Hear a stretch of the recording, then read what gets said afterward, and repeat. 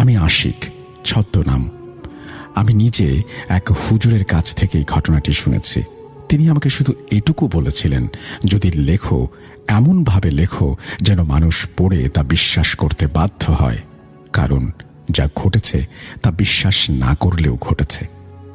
মূল ঘটনাটি শুরু করছি। ঘটনাটি শুরু হয় ছোট একটি মেয়েকে নিয়ে। তার নাম আরবি। বয়স 8 বছর হবে। আরবি ছিল খুব শান্ত স্বভাবের মেয়ে।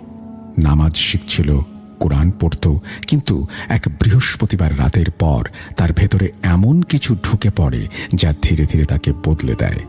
প্রথমে সে রাতে ঘুমের মধ্যে উঠে বসত, চোখ খোলা থাকত, কিন্তু তাকিয়ে থাকত এমনভাবে যেন এই দুনিয়ায় কিছুই সে দেখছে না।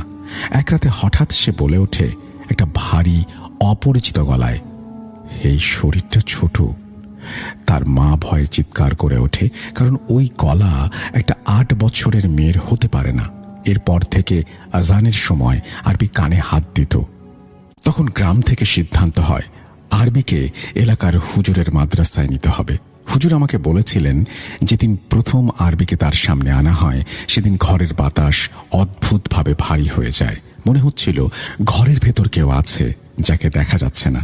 আরবি মাথা নিচু করে বসেছিল। হুজুর বিসমিল্লাহ বলতেই সে ধীরে ধীরে মাথা তোলে। তার চোখ দুটো তখন আর আরবির ছিল না।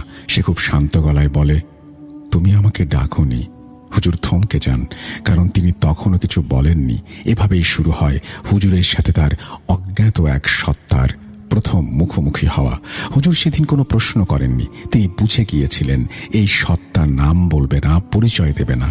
সেদিন থেকেই সিদ্ধান্ত হয় প্রতি রাতে আরবিকে মাদ্রাসায় আনা হবে, কারণ রাতে এই অদৃশ্য সত্তার শক্তি বেড়ে যায়। প্রথম কয়েক রাত হুজুর শুধু আয়াত পড়তেন। আরবি কাঁদত, কখনো হাসত, কখনো এমন শক্তি দেখাতো যা একটা শিশুর পক্ষে অসম্ভব। পঞ্চম রাতে হুজুর পূর্ণ রুকাইয়ার আয়োজন করেন। ঘরের দরজা বন্ধ, আলো কম, কুরআন শরীফ খোলা। যখন হুজুর সূরা পড়তে শুরু করেন, আরবি এমনভাবে চিৎকার করে ওঠে যেন কারো গলা ছিঁড়ে যাচ্ছে। ঘরের কোনায় রাখা বাতি নিজে থেকেই নড়ে ওঠে। হুজুর বলেন, এই রুকাইয়ার মাঝেই প্রথমবার তিনি অনুভব করেন এই সত্তা দুর্বল হচ্ছে। হঠাৎ আরবি মেঝেতে লুটিয়ে পড়ে। তার মুখ দিয়ে বের হয় এক কর্কশ আর্তনাদ, থাম। হুজুর তখন আরো জোরে জোরে আয়াত পড়তে শুরু করেন। আরবির ভেতরে থাকা জিনটি তখন কর্কশ কণ্ঠে বলে ওঠে, থাম। হুজুর তখন ধমক দিয়ে প্রশ্ন করেন, কে তুই? জিনটি বলে ওঠে, আমি খান্নাস।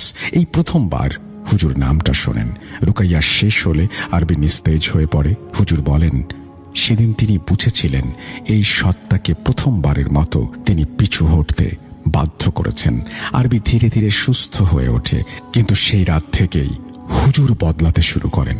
তিনি বলেন, কখনো কখনো নামাজে দাঁড়ালে মনে হয় পেছনে কেউ দাঁড়িয়ে আছে। রাতে ঘুম ভাঙলে মনে হয় কেউ খুব আস্তে করে বলছে, আমি হারিনি। আমি যখন জিজ্ঞেস করেছিলাম, আপনি তাহলে জিতেছেন, হুজুর তখন অনেকক্ষণ চুপ থেকে বলেছিলেন, আমি শুধু আরবিকে বাঁচাতে পেরেছি। কিন্তু কিছু সত্তা হার মানে না। তারপর খুব নিচু গলায় বলেছিলেন, খান্নাস এখনো আছে, শুধু জায়গা বদলেছে। এই বলে হুজুর তার ঘটনা শেষ করেছিলেন, কিন্তু এর ভেতরের অনেক কথা আমি বলতে চেয়েও বলতে পারিনি। অনেক অংশ বাদ দিতে হয়েছে, যার কারণে আমি আন্তরিকভাবে দুঃখিত। আমি আর আমার বড় ভাই মিলে অনেক কষ্ট করে ঘটনাটা লিখলাম এবং 7 বার পড়ে দেখেছি কোনো ভুল হয়েছে কিনা। যদি ঘটনাটি সিলেক্টেড হয় অবশ্যই জানাবেন।